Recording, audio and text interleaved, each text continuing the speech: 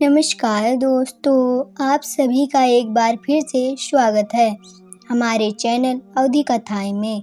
दोस्तों, एक गांव में सरिता नाम की एक महिला रहती थी।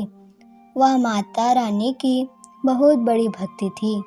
उसकी एक बेटी थी जिसका नाम मधु था। वह माँ बेटी बहुत ही गरीब थी और बड़ी मुश्किल से अपना जीवन बिता रहे थे। सरिता सड़क पर झाड़ू लगाने का काम करती, जिससे उसका 2 वक्त के खाने का इंतजाम हो पाता था। सरिता पूरे नवरात्रि रखती और उद्यापन भी अपने सामर्थ्य के हिसाब से कर देती थी। इस बार जब नवरात्रि आई तो मधु ने अपनी माँ से कहा, माँ, मैं भी इस बार तुम्हारे साथ नवरात्रों का व्रत रखूंगी। यह सुनकर सरिता ने कहा, मधु, तुम अभी बहुत छोटी हो, तुम व्रत कैसे रखोगी? मधु बोली, माँ, जिस तरह तुम व्रत रखती हो उस तरह मैं भी रख लूँगी। और दोनों माँ बेटी माता के व्रत पूरे विधि विधान से रख रही थी। एक दिन वो दोनों पूजा की थाली लेकर मंदिर गई।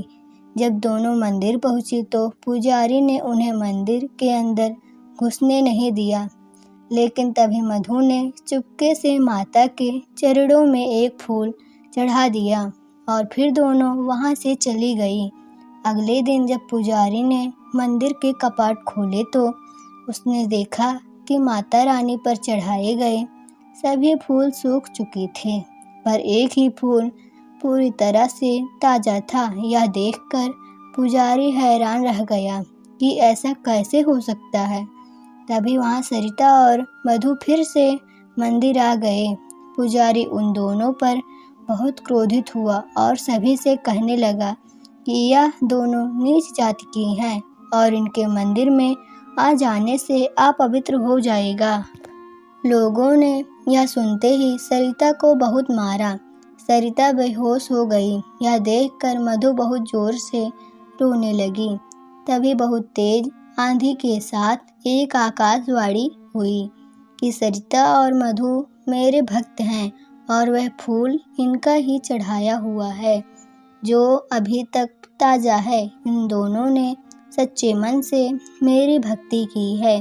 सभी ने यह सुनकर सरिता और मधु से माफ़ी मांगी। जब सारे नवरात्रे पूरे हुए तो सरिता ने अष्टमी पूजन किया और माता रानी का भोग लगाया और फिर उन्हें भोग लगाया। जैसे ही भोग लगाकर दोनों व्रत खोलने बैठी, वैसे ही बाहर से एक आवाज़ आई, बेटी, मुझे बहुत भूख लगी है, कुछ खाने को दे दो, 2 दिन से कुछ नहीं खाया।